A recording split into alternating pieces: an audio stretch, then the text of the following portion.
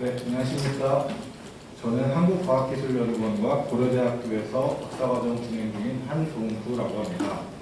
제가 오늘 발표 드릴 내용은 은총매화에서 전기화학적 CO2 환원 반응에 대한 멀티스케일 모델링을 진행한 부분과 이를 토대로 밀감도 분석을 진행하여 반응의 키네틱을 해석해보고자 한 내용에 대한 것입니다. 발표 순서는 다음과 같습니다. 먼저 전기화학적 CO2 환원 반응에 대해 알아보겠습니다. 이케미칼 프로세스라고도 불리며 온실가스인 이산화탄소를 반응물로 하여 전기화학적 CO2 환원 반응을 거쳐 다음과 같이 고부가 가치의 화합물을 합성해내어 연료나 화학원료, 화학제품 등을 생산해낼 수 있는 프로세스이며 이때 사용된 전기는 재생에너지가 활용될 수 있습니다. 또한 반응의 촉매나 반응 조건에 따른 선택도를 조절하여 다양한 고부가 가치 화합물을 생성해낼 수 있기 때문에 많은 연구가 이루어지고 있는 분야입니다. 저는 그 중에서 일산화탄소를 생성하는 전기화학적 CO2 환원 반응에 대하여 모델링을 진행하였고, 오른쪽에 보시는 것처럼 일산화탄소를 생성하는 그 전기화학적 CO2 환원 반응의 경우 이산화탄소가 촉매 표면에 흡착되고 흡착된 이후 프로톤과 전자를 받아 포메이트 중간체를 형성하고 다시 한번 프로톤과 전자를 받아 CO 흡착종을 형성하고 탈착되어 프로덕트 가스를 생성하는 메커니즘을 거칩니다. 하지만 이 1번 반응의 경우 이산화탄소가 흡착되는 형태나 방법이 아직까지도 많은 논의가 이루어지고 있는 등 좀 컨트로버셜한 부분이 있습니다.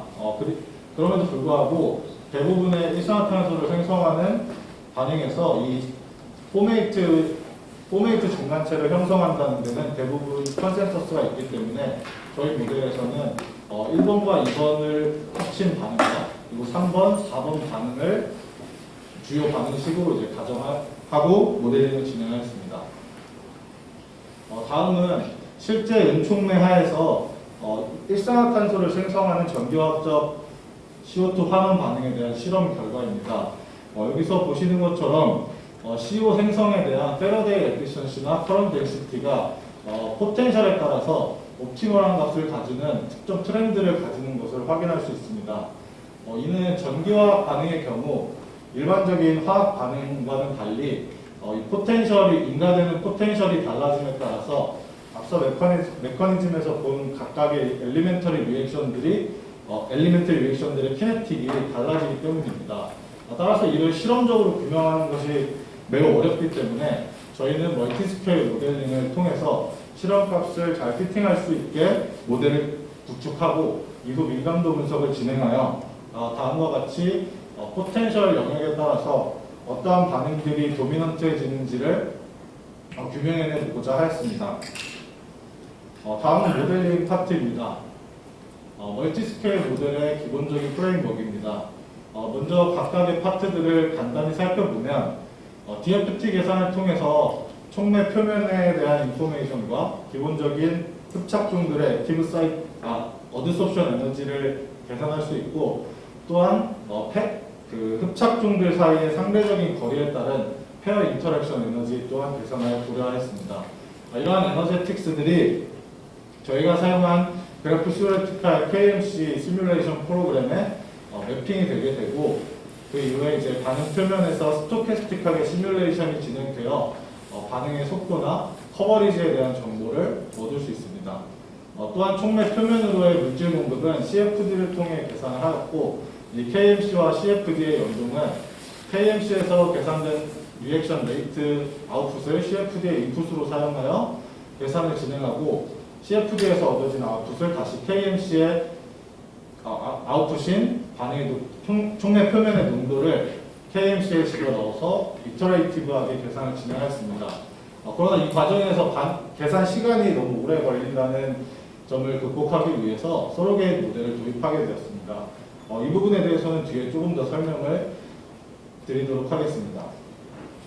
먼저 DFT의 경우 앞서 말씀드린 것처럼 그 촉매 표면에 대한 정보나 기본적인 어드소션 에너지 외에 저희가 사용한 그래프 Theoretical KMC의 특징인 촉매 표면을 레티스의 형태로 표현할 수 있다는 점 때문에 그 레티스 위에서의 흡착종들의 상대적인 거리에 따른 페어 인터랙션 에너지를 계산하여 고려할 수 있었고, 상대적인 거리가 너무 멀어지게 되면 영향이 미비하기 때문에 아래 이 세 가지 케이스가 모델에 고려되었습니다.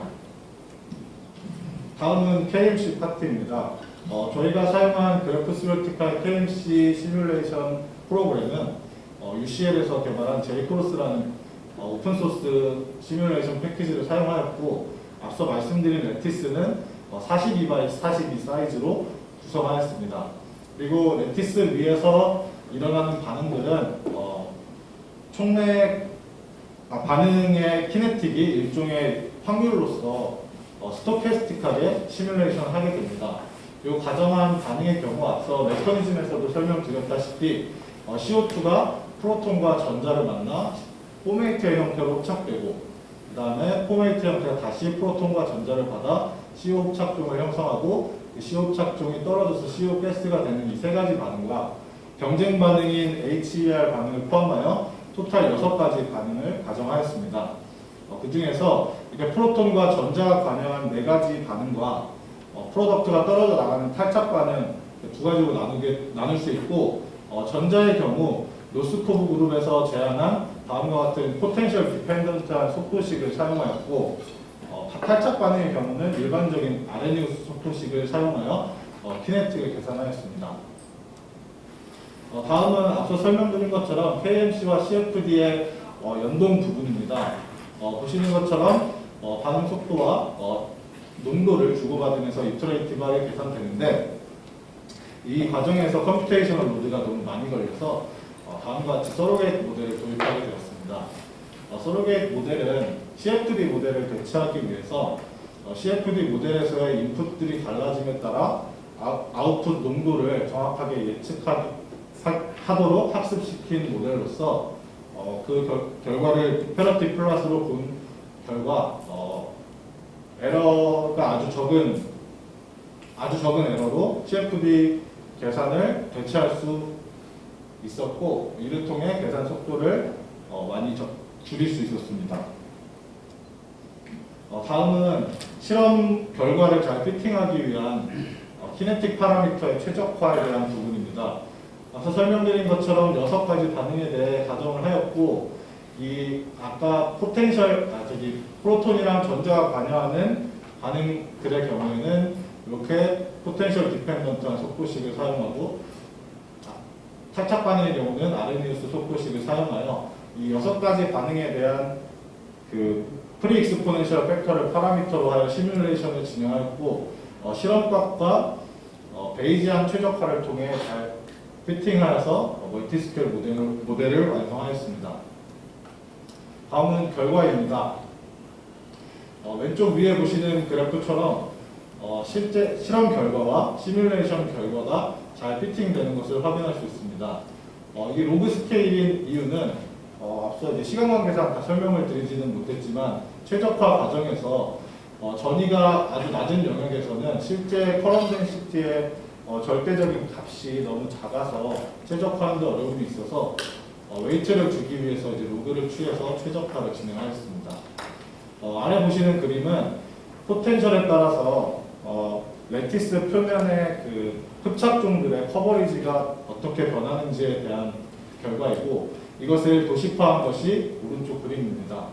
보시는 것처럼 CO가 생성되기 시작하면 촉매 표면에 이제 CO가 흡착되기 시작하고, 여기서 눈여겨보실 것은 이제 대략 마이너스 1.0V 이상의 영역에서는 촉매 표면을 대부분 CO 흡착종이 차지하고 있다는 것입니다.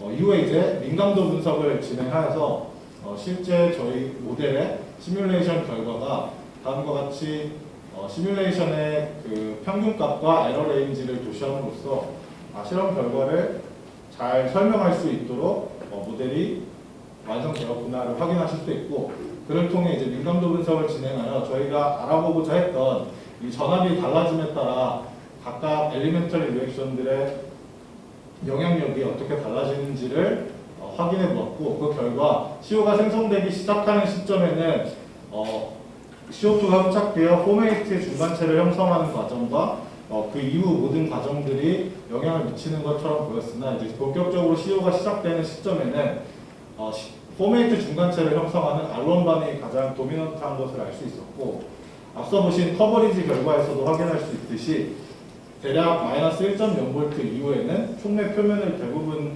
CO 흡착종이 차지하고 있기 때문에 그 이후에는 CO가 탈착되는 R3가 가장 도미넌트한 것을 확인할 수 있었습니다. 결론입니다. 저희 연구의 목적이었던 포텐셜에 따라서 이런 커런 덴시티가 이런 트렌드를 이런 모양을 가지는 것을 확인하기 위해서 멀티 스케일 모델링을 통해 다음과 같이 실험 결과를 잘 피팅할 수 있는 모델을 구축하였고, 이를 통해 민감도 분석을 진행하여 다음 그림과 같이 각각의 포텐셜 영역에서 어떠한 반응들이 가장 도미넌트해지는지, 속도를 결정하는 단계는 어떤 단계가 되는지에 대해서 알아볼 수 있었습니다. 이상으로 발표를 마치도록 하겠습니다. 경청해 주셔서 감사합니다. 네, 질문 있으신 분 있으면 질문해 주시기 바랍니다.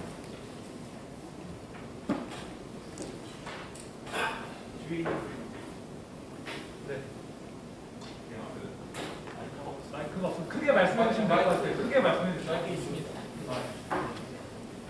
빨리 올려주세요. 디프렉션 페어 계산하신 그 슬라이드 어디요? 디프렉션 페어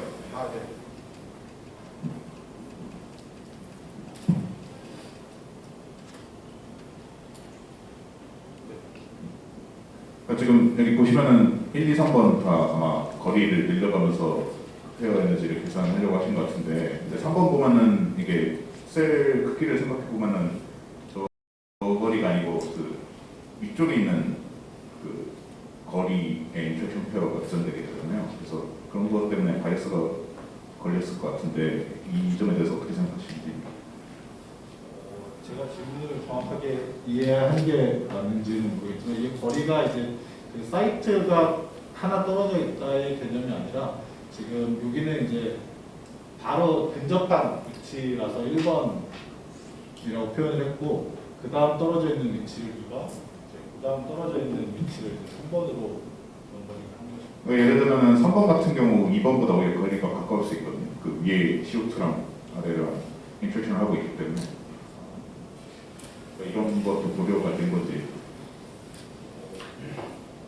그 부분에 대해서는 고려를 하지는 않는데, 그러니까 지금 이렇게 되면은 3번이 지나치게, 그러니까 원래는 더 리퍼전이 걸려야 되는데 인터랙션이 좀 강하게 나타날 수 있거든요. 원래. 그런 것 때문에 조금 모델의 신뢰도가 좀 떨어질 수도 있지 않을까.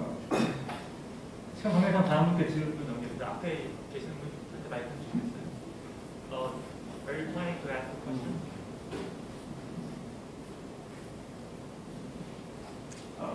영어로 질문을 드려도 될까요? You mentioned that with your computational study, you want to understand the potential dependence of carbon monoxide formation on the silver. But isn't the potential dependence also a lot related to the structure and the electrolytes in which you use your silver foil? And why did you choose to ignore, for example, any electrolytes influence on stabilization of intermediates? Because I think you've only used the reactions responsible for CO2 reduction, but not any electrolyte species absorption on the surface.